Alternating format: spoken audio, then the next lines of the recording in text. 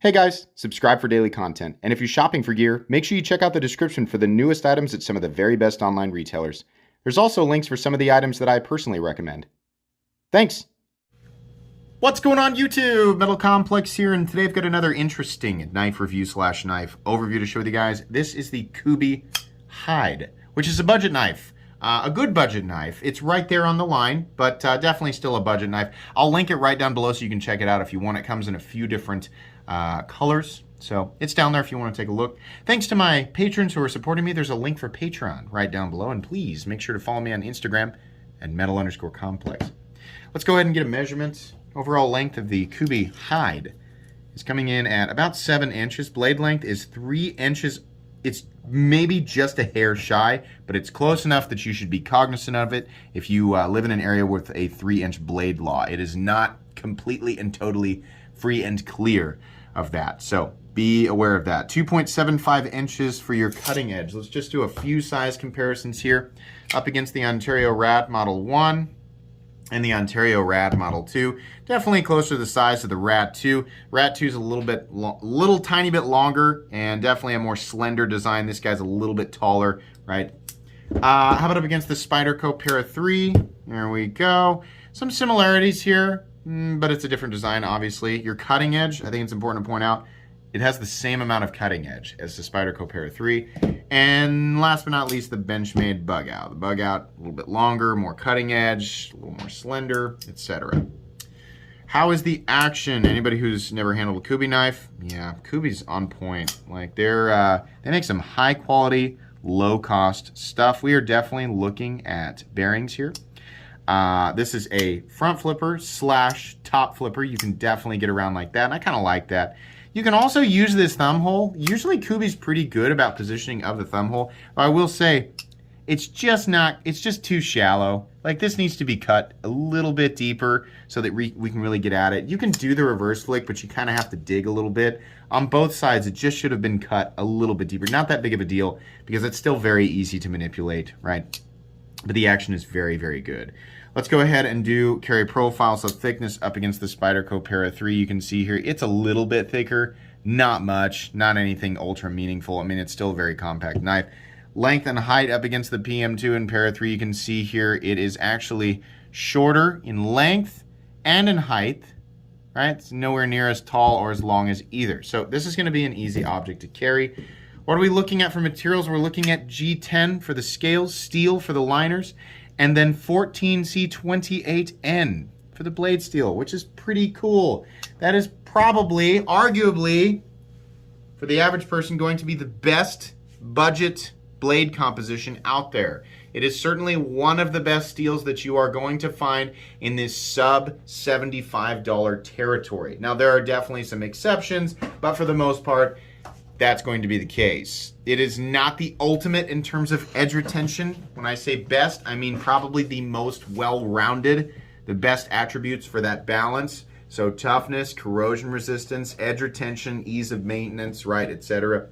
It's got an incredible balance. Blade stock thickness coming in at, I'm gonna guess 120 thousandths. And wow, I'm right, I'm almost right for once, says 118. About 120 thousandths. Weight, I'm gonna guess it weighs something like 3 to 3.5 ounces. A little bit more, 3.88 ounces. So the ratios are not perfect, but I don't think it's anything we really need to complain about. It's a sub 4 ounce object. There is a little bit of skeletonization on the inside, little tiny bit. So, I mean, not that that matters to look at after we've already weighed it.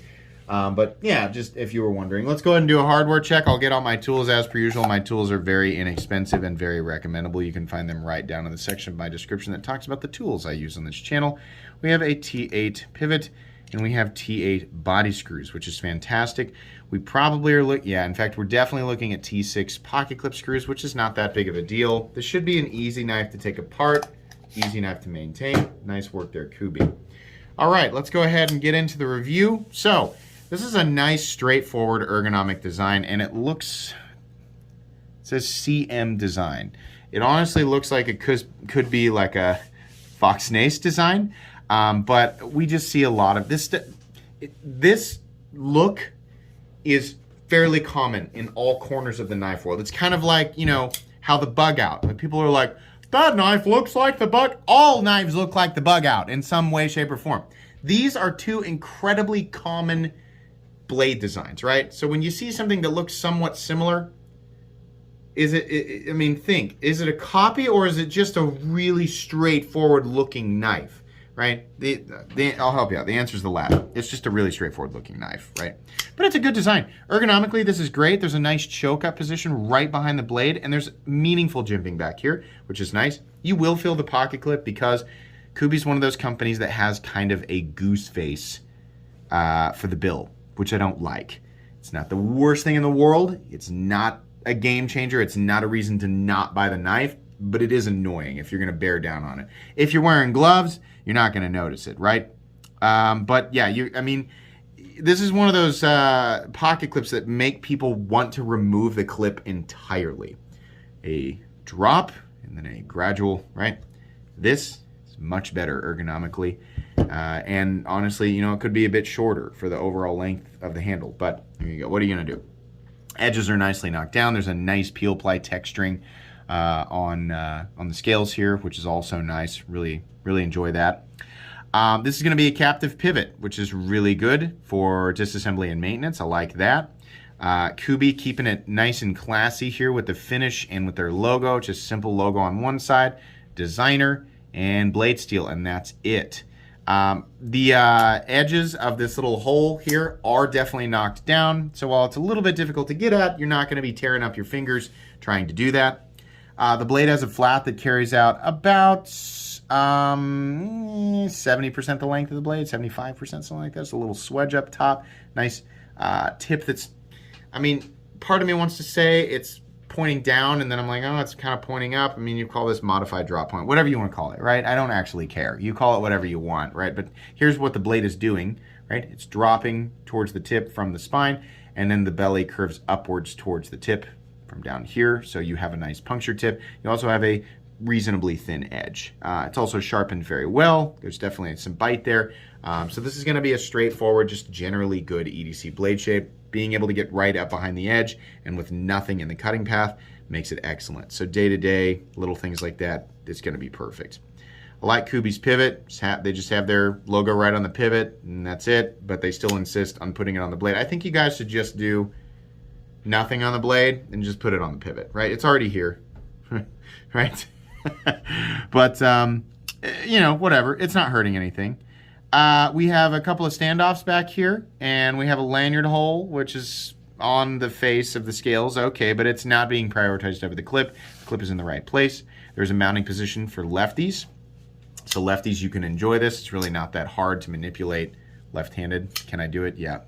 Right? So if you're lefty, you should be able to do that just fine. I know it'd be nice if everything was actually made for lefties, right? If they did a left-handed version of this with a left-handed liner lock, but they just don't. So what are you going to do?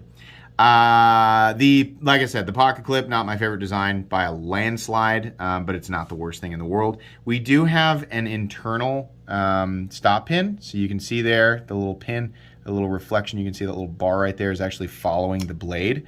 So that means it's contacting both sides of the liner, which is nice. It's a little bit more sturdy than just a stop pin back here and it's just connecting with the tang of the blade. Not that much, but should be a little bit easier to get the blade to center and have the action you want while still being solid. That's kind of why I like those styles of stop pins, right? Action or solidity here is definitely great. There is no pivot lash. It's nice and smooth. And are we centered? Yes, we are. We are perfectly centered, right? So that's great. So really just two things here. Pocket clip, I don't like the bill of the clip.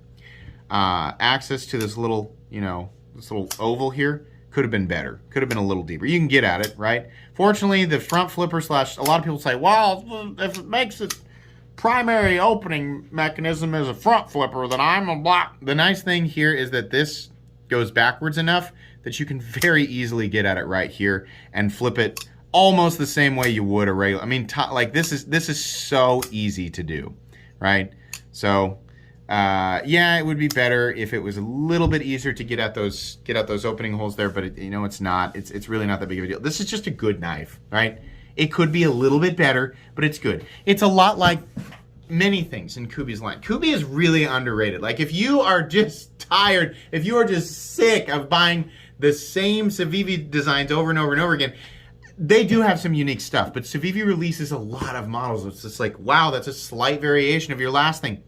Kubey can be a breath of fresh air to a lot of people, right?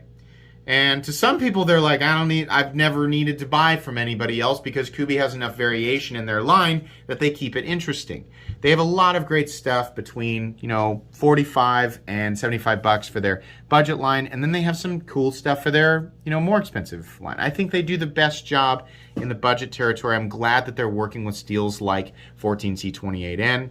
And so, I'll make sure that you can check out other things from Kubey down in my description. But this knife, generally speaking, very recommendable. What do they want for it? They want $70 for it, which is right about par for the course, right? When we're looking at G10, steel for the liners, some sort of, interesting element like a front flipper, top flipper combined with a more traditional opening mechanism like a hole or something like that, and then using 14C28N. That's pretty much what we expect. It's not spectacular. Had this knife come in at $50 to $55, it would have been like, wow, this is an amazing deal, right? $70 is about what I expect, so it's pretty good. This is going to go on my recommended knives playlist.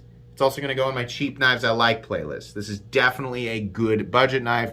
Most people who pick this up will be happy with it. But if you use my link and you go and look at Kubey, you're going to find like 10 other things that you're interested in, right? So they have unique designs. They've got a lot of cool stuff. But there's just, once you find one, you find like a whole bunch that you want to pick up because they make good stuff, right? Thanks to Kubey for sending this in to me. This is likely one that I'll give away during a live stream or something like that. So if you're not subscribed and that sounds good, subscribe. Also, obviously, review knives. So if you like knives, right, and you made it to the end of this video, consider subscribing because I do this every single day. Seriously, not kidding. Please make sure to follow me on Instagram at metal_complex. If you enjoyed this video, leave a like. If you'd like to check out my other content, I do, of course, have lots of videos of knives that are either expensive or inexpensive that I do or don't like, so check those out. And if you enjoy all my content, go ahead and click on that Metal Complex logo right there and subscribe because there's definitely more coming. Thanks again for watching, everybody, and have a great day.